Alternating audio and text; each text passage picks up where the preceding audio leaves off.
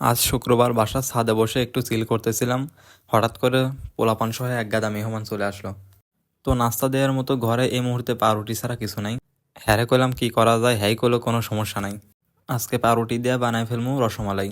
আসলে কি বলবো, তাহার বুদ্ধির সীমা নাই। তো এরপর মোরা যেটা করলাম, পাউরুটিগুলার চারপাশের হলুদ অংশটা কাটটা আলাদা করে নিলাম, নইলে আবার ভালো মন্দ সবগুলা মিশা যাবে।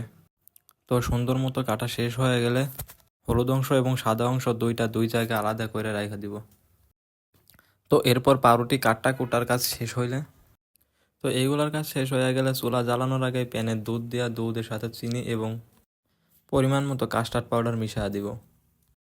তো যেহেতু বাসায় আগে থেকেই দুধ, চিনি এবং কাস্টার্ড পাউডার এগুলো ছিল, তো এগুলো নিয়ে আমাকে আলাদা করে আর প্যারা নিতে হয় নাই। তো এরপর এইটারে ভাব মতো জাল দিয়া নাইরা চাইরা শুকায়া আঠালো করে ফেললাম। তো মোরা যেভাবে করতেছি, আন্নেরাও কিন্তু চাইলে টাকা এবং সময় বাঁচায় এইভাবে সুন্দর একটি রেসিপি কইরা ফেলতে পারেন। তো পাউরুটির ভিতরে যে ক্রিমটা দিব এটা কিন্তু এখন রেডি।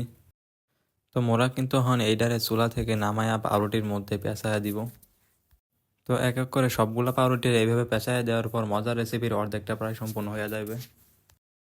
তো পুর দেওয়া শেষ হয়ে গেলে এবার রসমালাই তৈরি করার জন্য দুধের মধ্যে আরেকটু চিনি দিয়া এবার এটারে নাইরা মিক্সার কইরা পেঁচাই নেয় পাউরুটির উপরে চামচে কইরা দুধটারে এবার ঢাইলা দিতে থাকলেই হয়ে যাবে পাউরুটির রসমালাই। তো বাচ্চারা খাওয়ার আগে আমি ভাবলাম আমি একটু খায়া টেস্ট করে দেখি কেমন হয়েছে।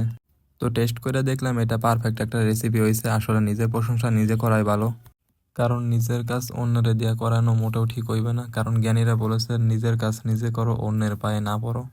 এইটা নিয়ে আপনাদের মতামত একটু কমেন্টের মাধ্যমে জানাই যায় না। আর ভিডিওটা ভালো লাগলে অবশ্যই হাততালি দিতে মোটেও ভুলবেন না।